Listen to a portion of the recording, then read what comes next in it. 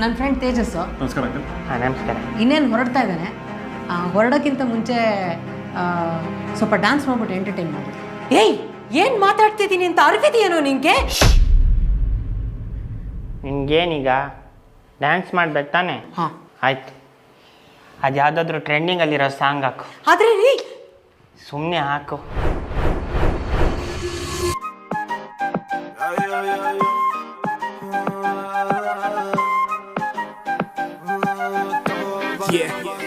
हुस्न तेरा तौबा तौबा तौबा तौबा, हुस्न तेरा तौबा तौबा तौबा तौबा, हुस्न तेरा तौबा तौबा तौबा तौबा, हुस्न तेरा तौबा तौबा तौबा तौबा.